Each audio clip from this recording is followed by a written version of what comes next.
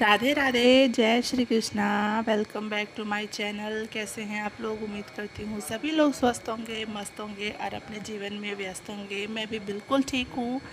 Blog की शुरुआत हो रही है शाम से, लगभग 4 बजे के करीब से। तो मैंने लगा रहा था झाड़ू सारे घर में।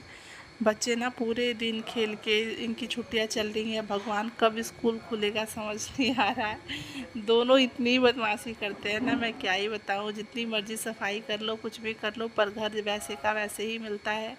10 मिनट के बाद घर पूरा आपको पूरा बिखरा हुआ मिलेगा। तो सब सारा सामान उठा उठा के, खिलौने पहले मैंने समेट के रखा, उसके बाद फिर मैं लगा रही हूँ झाड़ू। तो ना देखिए, मैं सुबह सारा घर की सफाई की थी, धुल दिया था मैंने हल्का सा सर्फ गिरा के, क्योंकि आम वगैरह खाते हैं बच्चे तो वो भी नीचे गिरा रहता है, गिराते हैं। तो मुझे फिर ऐसे बड़ा अजीब सा लगता है, फिर वो बैठेंगे नीचे ही तो मैं मुझे लगता है कि मैं धुल दूँ उसको। पानी गिरा के सारा धुला मैंने, उसके बाद से फिर दोपहर में उन लोगों ने वही किया। तो इस टाइम मैंने बस मैं पोंछ दूंगी, हल्का सा पोछा लगा के, अब वाइपर में पोछा लपेट के तब मैं पोंछ दूंगी। इस टाइम डीपली सफाई नहीं करूंगी मैं। सबसे पहले लगा लिया मैंने झाड़ू, और फिर से दोनों को आम खाना था तो दोनों को ही आम काट के दिया मैंने। दोनों बदमाशी कर रहे थे। जो ये वाला आम है ना, वो पेड़ से जो पक के और तब अपने आप टपकता है, वो वाला आम है। ये आया था कहीं से तो दे दिया मैंने दोनों को। अभी बर्तन धुलना है। मैंने सोचा चलो खाते भी रहेंगे, तब तक मेरा काम भी हो जाएगा। तो इधर मैं हॉल में और रूम में झाड़ू लगाने के बाद फिर मैं आ गई थी सीधे किचन में झाड़ू लगाने के लिए। झाड़ू लगाने के बाद एक एक हाथ जो पोछा है वो भी मैं मार दूंगी वाइपर से ही, हाथ से नहीं, वाइपर से। अब पता मेरा जो मोप था ना पोछा वाला, वो टूट भी गया है, और मैं जानबूझ के नहीं ले रही हूँ कि नहीं है ना तो मैं बैठ के पोछा लगा लेती हूँ या धुल लेती हूँ। तो वो हमारे शरीर के लिए भी अच्छा रहता है। हमारे पास इतना टाइम हो नहीं पाता कि एक्सरसाइज करें, मेरा ही है। मैं कभी कभी एक्सरसाइज रेगुलर कर लेती हूँ, और कभी ऐसा होता है कि फिर अगर 15 दिन मैंने किया है ना तो 15 दिन का फिर गैप भी हो जाता है, तो फिर वो ले दे के सारा बराबर हो जाता है। ध्यान नहीं हो पाता अपने शरीर का कि हाँ, हमें अपने लिए टाइम नहीं मिलता परिवार को देखते देखते। तो घर के काम करके थोड़ी बहुत एक्सरसाइज जो हो सकती है कि बैठ के पोछा लगाना, खुद से झाड़ू लगाना, अपना काम खुद करना, बैठ के कपड़े धुलना, तो वो मेरी कोशिश रहती है कि मैं अपना काम जो है वो थोड़ा सा उस तरीके से करूँ कि थोड़ा बहुत शरीर का भी जो मूवमेंट हो वो हो।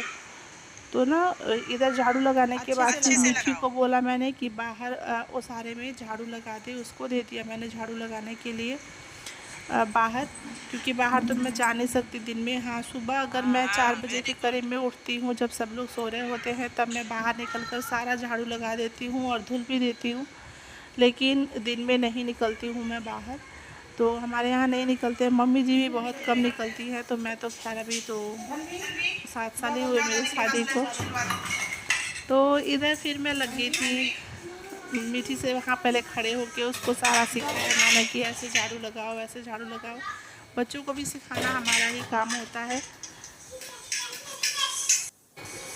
अच्छा, एक चीज़, जो चीज़ बच्चे बचपन मतलब इस उम्र पे सीख जाते हैं ना, कच्ची मिट्टी के जब होते हैं, तब वो हमेशा के लिए काम आता है, ठीक है। अगर अभी उन्होंने सीख लिया कि हाँ बड़ों की बात माननी है, सबसे बड़ी चीज़ कि बड़ों की बात मानो, कि बड़े क्या बोल रहे हैं वो बात मानो, वो सबसे बड़ी चीज़ होती है।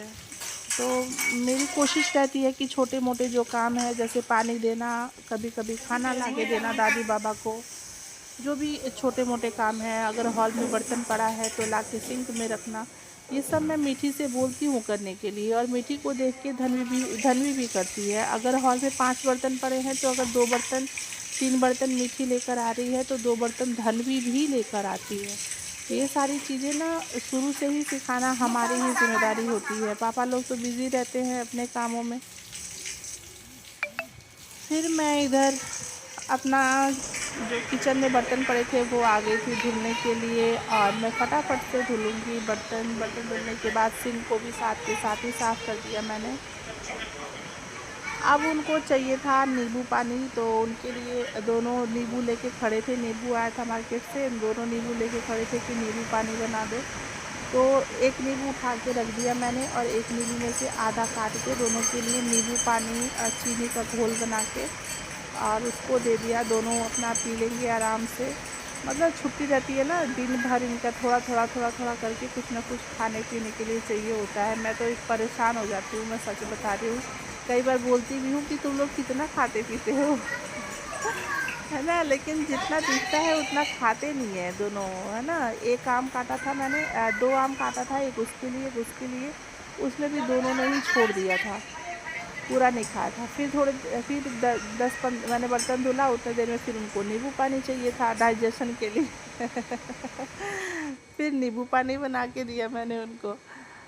फिर चाय वगैरह बना लिया था हमारे लिए। फिर मैंने, मम्मी जी ने और ये भी आ गए थे दुकान से, तो इनको भी चाय दे दिया था मैंने। हमने चाय पिया, थोड़ी बहुत खाने की तैयारी की, आटा गूंदा, सब्ज़ी काट के रखी, जो भी लहसुन वगैरह छीलना था। उसके बाद देखा तो तेल ख़त्म था, तो उसको भी रिफ़िल करना था, वो भी फिर मैंने डाल के किया दोनों में।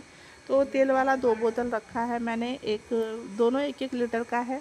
तो एक का जो मुंह है ना वो पतला है और एक का जो है वो मोटा है, तो मतलब चौड़ा है, उससे गिरता नहीं है। जो जब चौड़े वाले में डालो ना तो तेल गिरता नहीं है, पतले वाले में डालो तो कई बार ऐसा होता है कि हमारी सांस ही अगर ऊपर नीचे हो तो तेल छलक जाता है ऐसा। तो जब मैं तेल उसमें रिफ़िल करती हूँ ना, तो मैं अपनी सांस रोक के तब करती हूँ कि तेल गिरना नहीं चाहिए, है ना तो फिर उसके बाद से मैं लग गई थी सब्ज़ी बनाने के लिए। तो थोड़ा सा मैं बनाऊँगी नेनुआ की सब्ज़ी, बाकी मैंने तिरोई की सब्ज़ी बना के रख ली है, भुजिया, और 2-3 नेनुआ था तो सोचा उसकी भी सब्ज़ी बना देती हूँ। वो बना दिया मैंने, क्योंकि कुछ लोग हैं जो तिरोई नहीं खाते और कुछ लोग हैं जो नेनुआ नहीं खाते। तो जो तिरोई नहीं खाता वो नेनुआ खाएगा, जो नेनुआ नहीं खाता वो तिरोई खाएगा। इसलिए मैंने 2 सब्ज़ी बना दी और अब मैं बनाऊंगी रोटी। अच्छा, दिन में ना इतने सारे कपड़े पड़े हुए थे धुलने के लिए। मैं बारिश कल की आई हुई थी और दिन में भी आंधी आ रही थी, तो मैं आलस में पड़ी थी कि मौसम थोड़ा साफ़ हो तब मैं कपड़े धुलूँगी। तो दिन में कपड़े धुले नहीं, फिर मैं शाम को सब खाना पीना खाने के बाद मैं कपड़े लेकर बैठी कि मैं धुल लेती हूँ। और रात में छत पे जाने पे ना आलस लग रहा था मुझे भी, तो मैं छत पे लेकर नहीं गई। गर्म पानी करके टब में सारे कपड़े नीचे ही भिगो दिया और तब मैं यहाँ पे कपड़े अपने सब हाथ से ही धुलूँगी। देखिए, हाथ से भी कपड़े धुलना एक एक्सरसाइज है, हम आगे पीछे होते हैं, पेट का जो मूवमेंट है वो होता है, तो ये भी एक एक्सरसाइज है। हम गृहिणियाँ घर के कामों को करके खुद को फिट रख सकती हैं, हाँ, लेकिन प्रॉपर तरीके से अगर हम काम कर रहे हैं तो ठीक है। रात बनी है सोने के लिए और दिन बना है अपना काम करने के लिए, तो मेरी कोशिश रहती है। पर ऐसा नहीं है कि मैं पूरा दिन काम करती हूँ या कोई भी गृहिणी पूरा दिन काम करती है, करते हैं कुछ लोग। पर काम का होता है ना कि 2-3 घंटे 4 घंटे किचन में तो ज़्यादा टाइम जाता है, बाकी साफ़ सफाई में तो 1 से 2 घंटा लग जाता है, इतना टाइम नहीं लगता है, किचन में ही ज़्यादा टाइम लगता है। ठीक है, फिर इधर सारे कपड़े धुलने के बाद जो टब बर्तन वगैरह भी थे, टब था, बाल्टी थी, मग था, इन सबको भी मैंने धुल दिया। और नीचे कपड़े धुलने का फ़ायदा पता है क्या है, कि साथ के साथ मैं ना हॉल में पूरा पानी मार के और फिर 1 बाल्टी 2 बाल्टी साफ़ पानी से पूरा हॉल धुल देती हूँ, वो साफ़ हो जाता है। सरफ़ का पानी से रगड़ देती हूँ फिर पूरा साफ़ हो जाता है।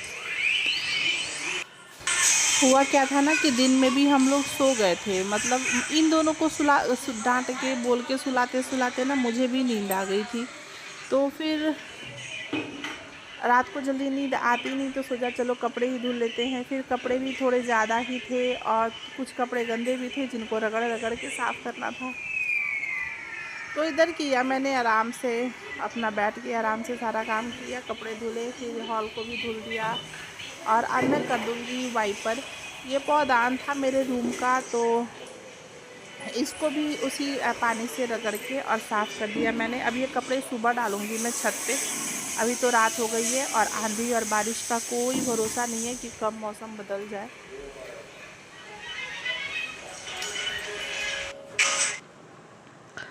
मैं लेके आ गई थी वाइपर और कर लूँगी फटाफट से। वाइपर करने के बाद फिर बच्चे पूरा उछल कूद मचा रखा है बच्चों ने, फिर मैं भी चलती हूँ। जब तक मैं जाऊँगी नहीं ना तब तक दोनों सोएंगे नहीं, तो थोड़ा सा सेवा पानी होगा तब दोनों ही सो जाएंगे, क्योंकि वो तो एकदम दोनों का कोटा है कि बिना सेवा पानी के दोनों सोते ही नहीं हैं। ये था मेरा आज का ब्लॉग। आप लोग को कैसा लगा प्लीज़ मुझे कमेंट करके ज़रूर बताइएगा। चैनल पर अगर आप लोग पहली बार आए हैं तो मेरे चैनल को कर लीजिएगा सब्सक्राइब, बेल आइकन को प्रेस कीजिएगा ताकि जो वीडियो की नोटिफिकेशन है वो आप तक सबसे पहले जाए। और हाँ, लाइक शेयर ज़रूर कीजिएगा, अपना एक प्यारा सा कमेंट ज़रूर दीजिएगा। मुझे बहुत ज़्यादा मोटिवेशन मिलता है आप लोग के लाइक और कमेंट देखकर। जोया समरीन जी, आपको बहुत बहुत धन्यवाद इतना सारा प्यार देने के लिए। और आपसे मिलेंगे हम अब अगले ब्लॉग में। तब तक के लिए आप लोग भी स्वस्थ रहिए, मस्त रहिए, अपना और अपनों का ध्यान रखिए। मिलते हैं अगले ब्लॉग में नए दिन और नई ऊर्जा के साथ। तब तक के लिए जय श्री कृष्णा, राधे राधे।